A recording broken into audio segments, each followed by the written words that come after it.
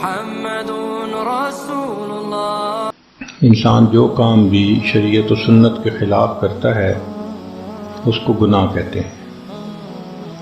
اس گناہ سے توبہ کرنا لازم ہوتا ہے۔ ارشاد باری تعالی ہے وَتُوبُوا إِلَى اللَّهِ جَمِيعًا أَيُّهَا الْمُؤْمِنُونَ لَعَلَّكُمْ تُفْلِحُونَ، اور اے ایمان والو تم سب کے سب اللہ کے سامنے توبہ کرو تاکہ تم فلاح پا جاؤ۔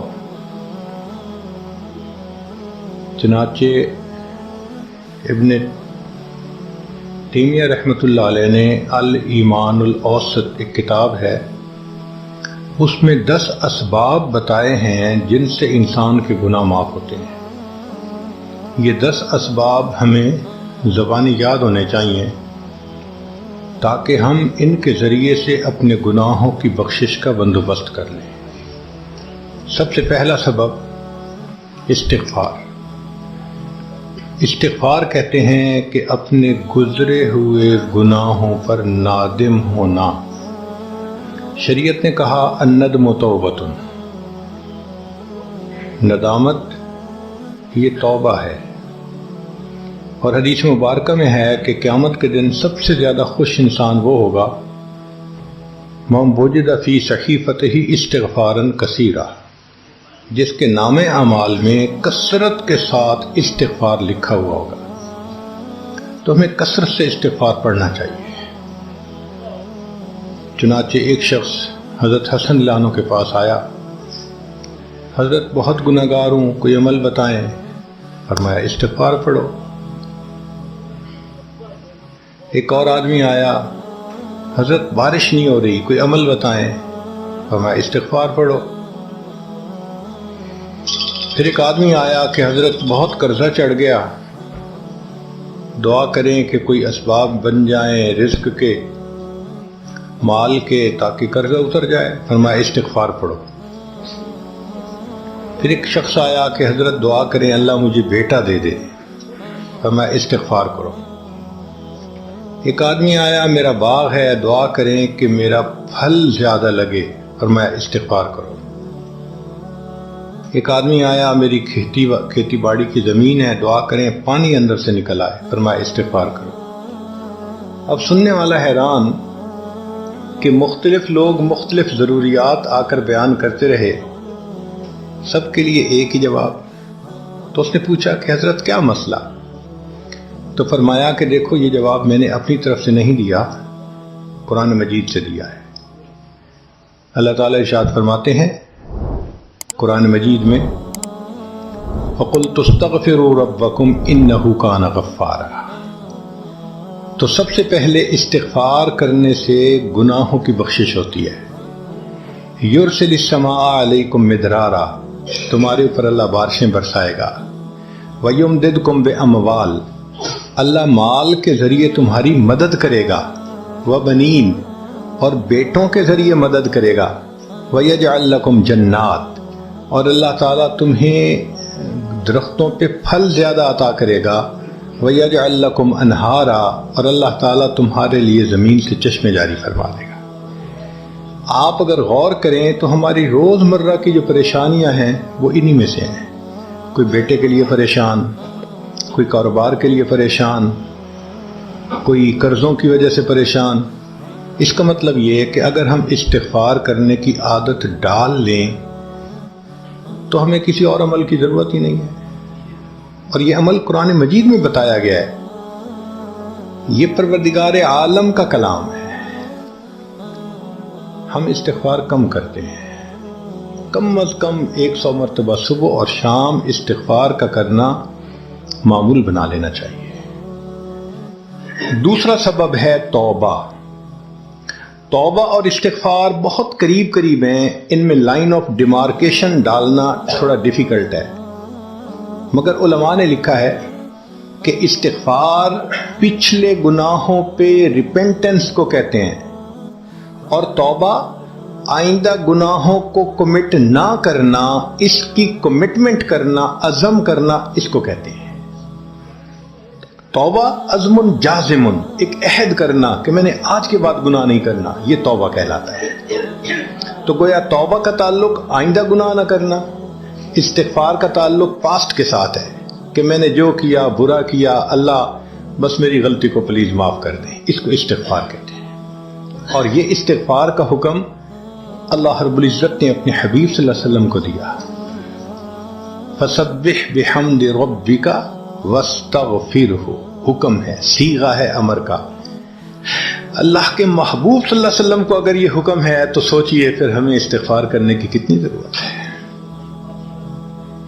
توبہ ہر بندے پہ کرنی ضروری، چنانچہ کافر ہے تو وہ کفر سے توبہ کر کے مسلمان بن جائے، مومن ہے گناہوں سے توبہ کر کے نیک بن جائے۔ جو نیک ہے وہ جو اپنے اعمال کے اندر غفلت ہوتی ہے، نماز کی غفلت، ذکر میں غفلت، تلاوت میں غفلت، اس غفلت سے توبہ کرے، اور جو کہے کہ جی میں تو اس سے بھی توبہ کرتا ہوں، تو بھئی ہم جو اعمال کرتے ہیں یہ اس کوالٹی کے تو نہیں کہ اللہ تعالیٰ کے ہاں قبولیت پا سکے۔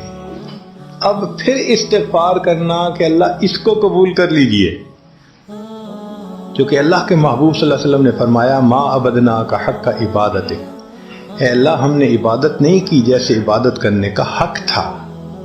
اگر سید الاولین والآخرین صلی اللہ علیہ وسلم یہ فرماتے ہیں، ہم کس کھیت کی گاجر مولی ہیں، ہماری عبادتیں کیا عبادتیں ہیں؟ تو استغفار کرنا، توبہ کرنا ہم میں سے ہر بندے پر لازم ہے۔ تیسری چیز جس سے کہ گناہ معاف ہوتے ہیں، الحسنات الماحیہ، نیکیاں۔ جو انسان نیک اعمال کرتا ہے تو گناہ دھل جاتے ہیں۔ نیک اعمال کی مثال صابن کی ہے، گناہوں کی مثال میل کی سی ہے۔ صابن جتنا زیادہ لگتا ہے اتنا میل دھل جاتی ہے۔ ان الحسنات یذہبن السیئات، یہاں شیطان دھوکہ دیتا ہے۔ مثلا اگر کوئی بچہ تعلیم پا رہا ہے مگر کوئی گناہ بھی کرتا ہے، تیرے علم کا کیا فائدہ، گناہ تو چھوڑتا نہیں۔ بھائی اگر گناہ کرتے ہیں تو علم تو الٹا ان گناہوں کو دھوئے گا، وہ علم ہی چھڑوا دیتا ہے تاکہ دھونے کا مسئلہ ہی نہ رہے۔ اب عورت سوچے گی میں پردہ تو کرتی نہیں، نمازوں کا کیا فائدہ؟ یہ دھوکہ ہے شیطان کا۔ بھئی آپ نمازیں پڑھتی رہو، اس نمازوں کی برکت سے اللہ پھر پردے کی بھی توفیق دے دیں گے۔ تو نیکی نہیں چھوڑنی چاہیے کبھی بھی، یہ سوچ کے جی میں اچھا تو ہوں نہیں، کیا فائدہ؟ فائدہ ہے۔ جب اللہ فرما رہے ہیں کہ نیکیاں گناہوں کو دھو دیتی ہیں، بھئی گناہ تو ہم چھوڑتے نہیں اور نیکی آرام سے چھوڑ دیتے ہیں، یہ کہاں کی لاجک ہے؟ تو اس لیے نیکی بھاگ بھاگ کے کرنی چاہیے۔ اگر گناہ ہے تو نیکی اور زیادہ کریں تاکہ نیکی کی برکت سے گناہوں کی ظلمت ختم ہو جائے اور دھل جائے۔ حدیث پاک میں ہے بندہ گناہ کرتا ہے لکھ دیا جاتا ہے، دوسرا گناہ، تیسرا، 5 گناہ کرتا ہے، پھر اس کے بعد وہ ایک نیکی کرتا ہے تو نیکی والا فرشتہ کہتا ہے کہ دیکھو اللہ کے ہاں دستور ہے من جاء بالحسنۃ فلہ عشر امثالھا، اس کو 10 نیکیاں ملنی تھیں، تم نے 5 گناہ لکھے ہیں نا، اچھا تم 5 گناہ مٹا دو، میں نامہ اعمال میں 10 نیکیوں کی بجائے صرف 5 نیکیاں بیلنس وہ ڈال دیتا ہوں۔ چنانچہ 5 گناہ مٹا دیے جاتے ہیں، 5 نیکیاں نامہ اعمال میں لکھ دی جاتی ہیں۔ اس لیے خوب نیکی کرنی چاہیے تاکہ اللہ تعالیٰ گناہوں کی ظلمت سے ہمیں محفوظ فرما دے۔ چوتھی چیز جس سے کہ گناہ معاف ہوتے ہیں، دعاء المؤمنین للمؤمن، جو ایمان والے ایک دوسرے کے لیے دعائیں کرتے ہیں اس سے بھی گناہ معاف ہوتے ہیں۔ چنانچہ عمر لانو جا رہے تھے عمرے کے لیے، نبی علیہ السلام نے فرمایا اے بھائی ہمیں اپنی دعاؤں میں نہ بھولنا۔ تو نبی علیہ السلام نے امت کو تعلیم دی کہ ایک دوسرے کو دعاؤں کے لیے کہنا چاہیے۔ یہ بہت اچھی عادت ہے کہ جب کسی سے ملیں جی ہمیں اپنی دعاؤں میں یاد رکھیں، والدین کو کہنا، بڑوں کو کہنا، دوستوں کو کہنا، کیا معلوم کس کی مانگی ہوئی دعا کام آ جائے۔ اس دعا کا فائدہ ہوتا ہے نا، تبھی تو قرآن مجید میں دعا سکھائی گئی، ربنا اغفر لنا ولاخواننا الذین سبقونا بالایمان، اے اللہ جو ہم سے پہلے ایمان والے چلے گئے ان کی بھی مغفرت فرما دے. تو فائدہ ہوتا ہے تو قرآن نے دعا سکھائی ہے نا. تو ایمان والوں کی دعاؤں سے دوسرے ایمان والوں کو فائدہ ہوتا ہے. حدیث پاک میں ہے دوست کی دعا دوست کے پیٹھ پیچھے رد نہیں کی جاتی. کیوں؟ اس میں خلوص ہوتا ہے. تو اس لیے حدیث پاک میں ہے، مسلم شریف کی روایت ہے کہ اگر کوئی آدمی فوت ہو جائے اور 40 آدمی جنازہ پڑھ لیں جو ایمان والے ہوں، توحید والے ہوں، فرمایا ما من رجل مسلم یموت فیقوم علی جنازتہ 40 رجلا لا یشرکون باللہ شیئا الا شفعهم اللہ فی. اللہ 40 بندوں کی نماز جنازہ کو قبول کر کے میت کی مغفرت فرما دیتے ہیں. پانچواں عمل ما یعمل للمیت من اعمال البر. ہم اپنے فوت شدہ لوگوں کے لیے جو نفل کے کوئی نیک کام کرتے ہیں اس سے بھی ان کے گناہ معاف ہوتے ہیں. مثلا صدقہ کر دیا، قرآن پاک پڑھا، ان کو بخش دیا، ان کی طرف سے عمرہ کیا، حج کیا، ان نفلی اعمال کا ثواب ان کو ملتا ہے. اس کی وجہ سے ان کے گناہوں کو معاف کر دیا جاتا ہے. چھٹی چیز جس کی وجہ سے گناہ معاف ہوتے ہیں المصائب التي يكفر الله بها الخطايا في الدنيا. دنیا میں انسان کو جو مشکلات، تکلیفیں، مصیبتیں پہنچتی ہیں ان کی وجہ سے گناہ معاف کر دیے جاتے ہیں.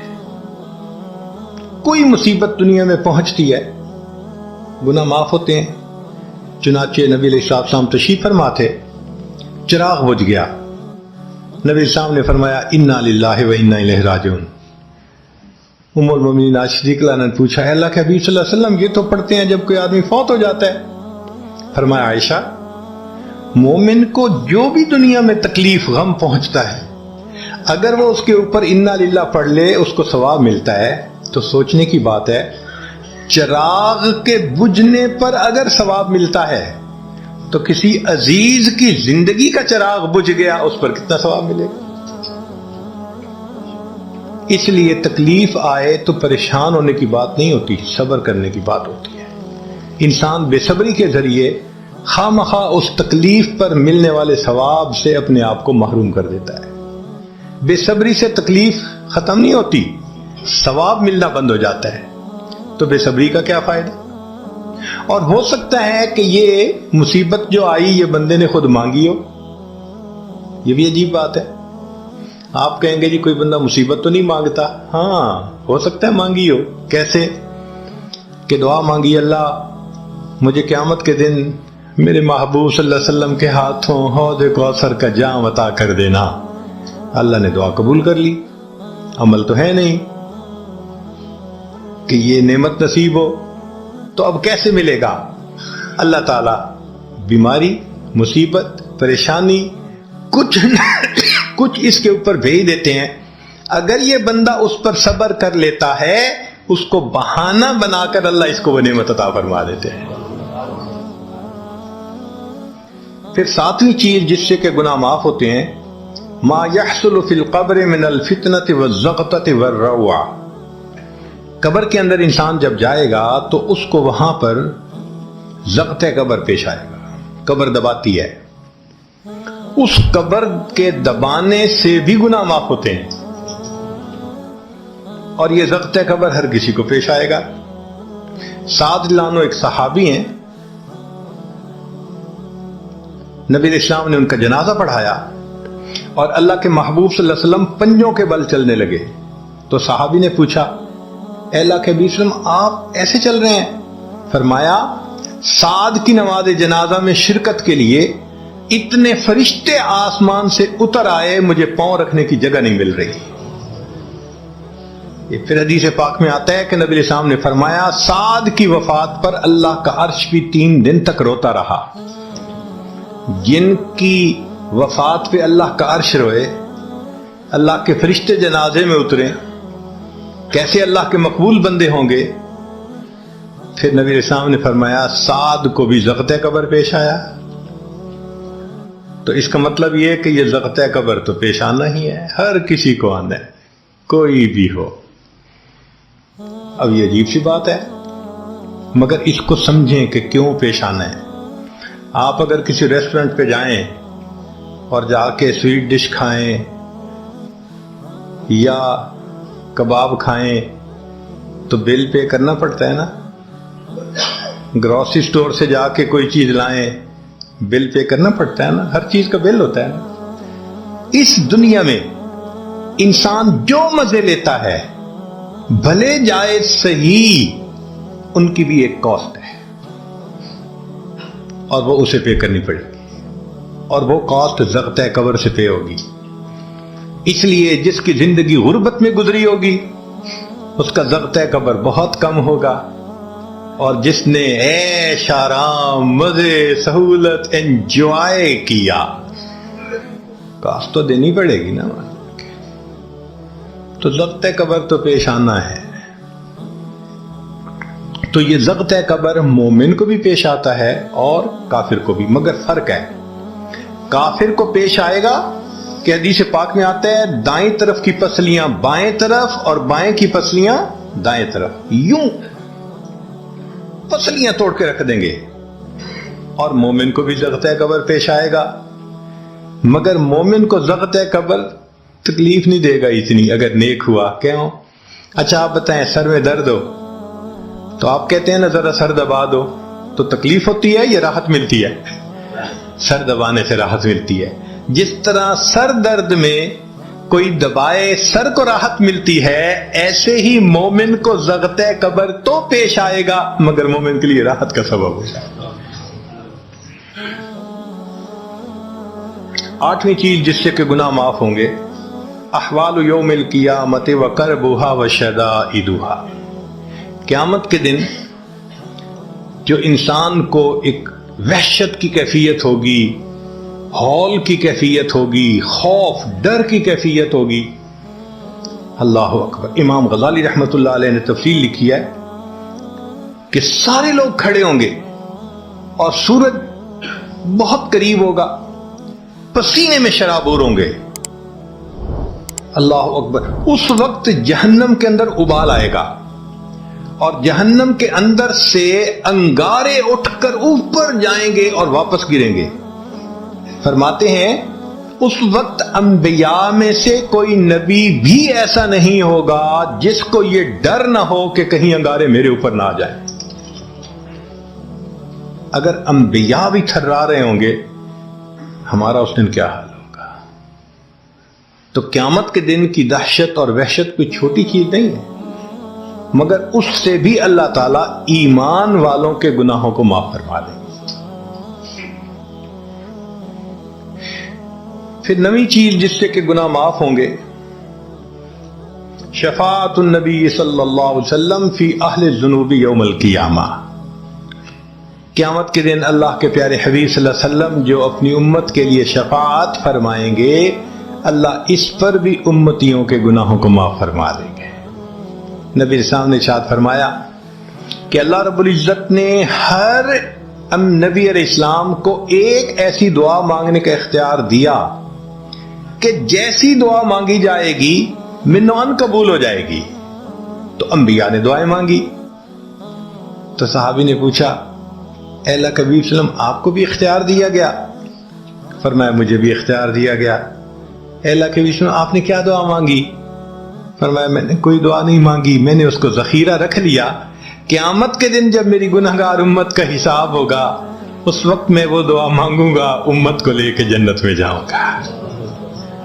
اللہ کے محبوب صلی اللہ علیہ وسلم کو امت سے کتنا پیار تھا۔ کوئی ماں اولاد کے لیے 23 سال نہیں روتی، جوان بیٹا فوت ہو 2-4 مہینے رو کے پھر نارمل لائف ہو جاتی ہے۔ کوئی باپ اولاد کے لیے 23 سال نہیں روتا۔ اللہ کے پیارے حبیب صلی اللہ علیہ وسلم امت کے لیے 23 سال آنسو بہاتے، رب امتی رب امتی رب امتی دعا مانگتے تھے، لمبے سجدے۔ ام المومنین عائشہ صدیقہ عنہا فرماتی ہیں کہ محبوب صلی اللہ علیہ وسلم کے آنسو جو مصلی پہ گرتے تھے، مجھے لگتا تھا کہ بارش کے قطرے زمین کے اوپر گر رہے ہیں، ایسے آواز محسوس ہوتی تھی، اور اتنا لمبا سجدہ ہوتا تھا کہ کبھی کبھی میں اٹھ کے محبوب صلی اللہ علیہ وسلم کے پاؤں کے انگوٹھے کو ٹچ کرتی تھی کہ ابھی جان تو سلامت ہے نا، تب مجھے احساس ہوتا تھا نہیں ابھی تک زندہ ہے. سجدہ لمبا ہو گیا, اتنا لمبا سجدہ. کس کے لیے؟ اللہ امت کو گناہوں کو معاف فرما دے, امت کے گناہوں کو. چنانچہ جب نبی علیہ الصلوۃ والسلام پر آخری یعنی مرض آئی, بیماری کی کیفیت آئی, تو اللہ کے حبیب صلی اللہ علیہ وسلم کو بخار بہت تیز ہو گیا تھا. اور جو مسجد میں آخری مرتبہ لائے تھے تو 2 آدمی تھے, ایک ادھر تھا ایک ادھر تھا, اور اللہ کے حبیب صلی اللہ علیہ وسلم نے ان کا سہارا لیا تھا اور بہت مشکل سے چل کے تشریف لائے تھے. یہ آخری نماز تھی. پھر واپس تشریف لے گئے, بخار اور تیز ہو گیا. سیدہ صدیقہ عنہا فرماتی ہیں کہ میں نے اوپر کپڑا سا ڈال دیا, کپڑے کے اوپر سے مجھے گرمی محسوس ہو رہی تھی. میں نے پانی کا ایک پیالہ پیش کیا, اللہ کے حبیب صلی اللہ علیہ وسلم پانی کے پیالے میں ہاتھ مبارک ڈالتے تھے اور اپنے چہرے پہ لے رہے تھے, اور جسم تھا کہ جیسے کوئی گرم چیز میں سے گرمی نکل رہی ہوتی ہے, اس طرح وہ بخار سے دہک رہا تھا. فرماتی ہیں کہ مجھے محسوس ہوا کہ یہ تو بہت تیز بخار ہے, کبھی ایسا نہیں دیکھا. تو میں نے پوچھا اے اللہ کے حبیب صلی اللہ علیہ وسلم, بخار ایسا تو کبھی نہیں دیکھا, اتنا زیادہ تیز, اتنا زیادہ تیز. نبی علیہ السلام نے فرمایا عائشہ, مومن کو سکرات موت کے وقت جو تکلیف ہوتی ہے اس پر بھی اس کے گناہ معاف ہوتے ہیں. میں نے اللہ سے یہ دعا مانگی تھی, اللہ جب میری سکرات کا وقت آئے تو مجھے تکلیف زیادہ دے دینا, اور اس کے بدلے اللہ میری امت کے گناہوں کو معاف فرما دینا. عائشہ, یہ وہ سکرات ہے جس کی وجہ سے مجھے تکلیف بہت ہے. اللہ کے محبوب صلی اللہ علیہ وسلم کو اتنی تکلیف ہو رہی تھی. اتنے میں اطلاع ملی, دروازہ کھٹکھٹایا گیا, پوچھا کون؟ جواب ملا جبریل علیہ السلام اور اسرائیل علیہ السلام اجازت مانگتے ہیں آنے کی. نبی علیہ السلام نے فرمایا جبریل اندر آ جائیں. تو جبریل آئے. اے اللہ کے حبیب صلی اللہ علیہ وسلم, اللہ نے آپ کو یاد فرمایا ہے. نبی علیہ السلام نے فرمایا جبریل, اللہ تعالیٰ سے پوچھ کے یہ پہلے بتاؤ میرے بعد میری امت کا کیا حال ہوگا, پہلے پوچھ کے بتاؤ. جبریل علیہ السلام نے اللہ تعالیٰ سے پوچھا. رب کریم نے کہا, فرمایا میرے محبوب سے جا کر کہہ دو اے محبوب, آپ کے بعد آپ کی امت کو تنہا نہیں چھوڑیں گے. جب نبی علیہ السلام کو تسلی ہو گئی, محبوب نے فرمایا اچھا ملک الموت کو بھی اندر آ لینا. اللہ کے محبوب صلی اللہ علیہ وسلم کو امت سے ایسی محبت تھی. اللہ اکبر. چنانچہ حدیث پاک میں ہے کہ نبی علیہ الصلوۃ والسلام نے فرمایا خیرت بین ان یدخل نصف امتی الجنہ و بین شفاعہ. اللہ رب العزت نے مجھے چوائس دیا, اختیار دیا کہ اے میرے حبیب صلی اللہ علیہ وسلم, آپ چاہیں تو آپ کی آدھی امت کو بلا حساب جنت بھیج دیں گے, اور آپ چاہیں تو جن کی آپ شفاعت کریں ان کو بھیجیں گے. نبی علیہ السلام فرماتے ہیں فاخترت الشفاعہ, میں نے شفاعت کو چن لیا, لأنہا اعم و اکثر, اس لیے کہ میری شفاعت پر آدھی سے زیادہ امت کے لوگ جنت میں چلے جائیں گے. اللہ اکبر. پوچھنے والے نے پوچھا اے اللہ کے حبیب صلی اللہ علیہ وسلم, اترونہا للمتقین, کیا آپ کی شفاعت نیکوں کے لیے ہوگی؟ فرمایا لا ولکنہا للمذنبین الخطائین المتلوثین, نہیں, میری شفاعت میرے امت کے گناہگاروں کے لیے ہوگی. اللہ کے حبیب صلی اللہ علیہ وسلم کی شفاعت کا نصیب ہو جانا یہ بھی گناہوں کی بخشش کا سبب ہے. مگر شفاعت کس کو نصیب ہوگی اس کی بھی تفصیل سن لیجئے. کچھ لوگ ہوتے ہیں سنت کو دیکھتے ہیں, ان کا دل خوش ہو جاتا ہے, وہ سنت رکھنے والے کو انکریج کرتے ہیں, اس کو مورل سپورٹ دیتے ہیں, نہیں تم نے اچھا کیا. اور کچھ وہ ہوتے ہیں کہ جو دیکھتے ہیں چہرے پہ سنت سجی, کیا ملا بن گئے, کیا تم نے چہرے پہ کر لیا. علماء نے لکھا جس نے سنت کو دیکھ کر ناگواری کا اظہار کیا اس نے اپنے آپ کو شفاعت سے محروم کر لیا. یہ نہیں ہے کہ ہم سنت کا مذاق بناتے پھریں اور ہمیں شفاعت نصیب ہوگی, نہیں. احترام ہو دل میں سنت کا. نبی علیہ الصلوۃ والسلام کی ایک ایک سنت پہ قربان ہو انسان. جب یوں محبت ہوگی تو پھر نبی علیہ الصلوۃ والسلام کی شفاعت بھی ان کے لیے ہوگی. 10واں سبب جس سے کہ گناہ معاف ہوں گے، رحمت اللہ وعفوہ ومغفرتہ بلا سبب من العباد. قیامت کے دن انبیاء کرام شفاعت کریں گے، بخشش ہوگی، پھر علماء کریں گے، شہداء کریں گے، پھر سب جنتی شفاعت کریں گے، حتیٰ کہ کوئی ایسا نہیں رہے گا کہ جو کسی اور کی شفاعت کرے. اور وہ لوگ جہنم میں ہوں گے کہ جن کا کوئی جنتی واقف ہی نہیں ہوگا. اللہ اکبر. سالوں وہ جہنم میں جلتے رہیں گے، جلتے رہیں گے. پھر ایک وقت آئے گا کہ ان میں سے جن کے دل میں تھوڑا سا بھی ایمان ہوگا نا، اگرچہ اس کی شفاعت کرنے والا کوئی نہیں ہوگا، ان کو بھی اللہ بخشنے کا سبب بنائیں گے. وہ کیسا ہوگا؟ حدیث پاک میں آتا ہے کہ یہ جو ایمان والے ہوں گے نا، ان کے اور کافروں اور مشرکین کے درمیان جو دیوار تھی نا آگ کی، اس کو ذرا ٹرانسپیرنٹ اللہ بنائیں گے. تو مشرکین دیکھیں گے اور کہیں گے ہم تو جل ہی رہے تھے، تم تو کلمہ پڑھتے تھے، تم بھی یہاں جل رہے ہو. تو وہ جب ان کو کلمے کا تانا دیں گے کہ تمہارا نام تو مسلمانوں والا تھا نا، تو اس وقت وہ جہنمی اللہ سے فریاد کریں گے، اللہ تیری توحید کا تانا دیتے ہیں، کہاں گیا تمہارا خدا، تم بھی ہمارے ساتھ جل رہے ہو. جب وہ فریاد کریں گے، اللہ تعالیٰ جبرائیل علیہ السلام کو فرمائیں گے، جبرائیل جاؤ، جس کے دل میں ذرہ برابر بھی تمہیں ایمان نظر آتا ہے اس کو بھی جہنم سے نکال دو. ان کو بھی جہنم سے نکال دیا جائے. پھر اس کے بعد وہ بچیں گے کہ جن کا ذرہ ایمان بھی نہیں فرشتے کو نظر آئے گا، مگر اللہ فرمائیں گے انبیاء نے بھی شفاعت کر لی، شہداء نے بھی، علماء نے بھی، جنتیوں نے بھی.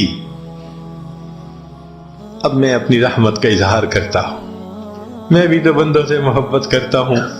حدیث پاک میں ہے ثلاث حشیات، یوں کر کے اگر گندم ہونا اور انسان دونوں ہاتھوں کو ایسے کرے تو اس کو لپ کہتے ہیں، لپ بھرنا. تو اس میں ہزاروں چاول کے دانے آ سکتے ہیں. سوچئے اللہ رب العزت لپ بھریں گے تو وہ کتنی بڑی ہوگی، کھربوں لوگ ہوں گے. ایک لپ کو بھر کے نکالا جائے گا، پھر دوسری کو نکالا جائے گا، پھر تیسری لپ بھر کے نکالیں گے. پھر ایک حوض ہوگا، کہا جائے گا جہنمی کو اغتسل فی ھذا الغدیر، اس حوض کے اندر تم جاؤ غسل کرو. جب وہ غسل کریں گے بالکل ان کے جسم صحیح سلامت ہو جائیں گے. پھر اللہ تعالیٰ ان کو جنت عطا فرمائیں گے، مگر ان کے ماتھے پر لکھا ہوا ہوگا اتقاء الرحمن، کہ رحمان نے اپنی رحمت سے ان کو رعایتی پاس کر دیا. وہ جنت میں جائیں گے. اب جو جنت میں جائیں گے تو جنتی لوگ ان کے ساتھ ملیں گے، خوش ہوں گے، مگر کہیں کہیں کوئی ان کو کہے گا ہم تو اللہ کے فضل سے سیدھا آ گئے، تم تو آیا فلاں جگہ سے آئے ہو نا، رعایتی پاس ہو. اب جب ان کو رعایتی پاس کا تانا ملے گا تو ان کو عجیب لگے گا. پھر ایک وقت آئے گا کہ یہ سب اتقاء الرحمن اللہ کے سامنے فریاد کریں گے، اللہ آپ نے اپنی رحمت سے جہنم سے نکال دیا، جنت بھیج دیا، یہ جو مہر ایک لگا دی یہ بھی تو اتار دیجئے نا. تو اللہ تعالیٰ ان کی مہر کو ختم فرمائیں گے اور یہ جنت میں رہنے لگ جائیں گے. امام غزالی رحمت اللہ علیہ اس واقعے کو نقل کرنے کے بعد لکھتے ہیں، میرا کوئی عمل ایسا تو نہیں کہ میں امید کروں کہ میں جنت چلا جاؤں گا، کاش اللہ مجھے ان اتقاء الرحمن میں شامل فرما لیتے، کاش کہ اللہ تعالیٰ مجھے ان اتقاء الرحمن میں شامل فرما لیتے. بے گناہوں میں چلا زاہد جو اس کو دیکھنے، مغفرت بولی ادھر آ میں گناہگاروں میں ہوں، وہ کرشمے شان رحمت نے دکھائے روز حشر، چیخ اٹھا ہر بے گناہ میں بھی گناہ گاروں میں ہوں۔ اللہ اکبر۔ حضرت قاری طیب صاحب رحمۃ اللہ علیہ ایک کتاب میں لکھتے ہیں، اتنا اللہ کی رحمت کا ظہور ہوگا، اتنا ظہور ہوگا اس دن، ایک ایسا وقت آئے گا کہ شیطان بھی سر اٹھا کر دیکھے گا، اسے بھی امید لگے گی شاید میری بھی مغفرت کر دی جائے۔ وَكَانَ بِالْمُؤْمِنِينَ رَحِيمًا۔ اللہ تعالیٰ قیامت کے دن اپنی رحمت کا اظہار فرمائے۔ اللہ کرے قیامت کے دن اللہ کی رحمت سے ہمارا کام بن جائے۔ اللہ تعالیٰ ہمیں اپنے گناہوں سے سچی توبہ کرنے کی توفیق عطا فرمائے، اور اللہ تعالیٰ ہمیں اپنے بخشش کیے ہوئے گناہگار بندوں کی قطار میں قیامت کے دن شامل فرمائے۔ وآخر دعوانا ان الحمد للہ رب العالمین۔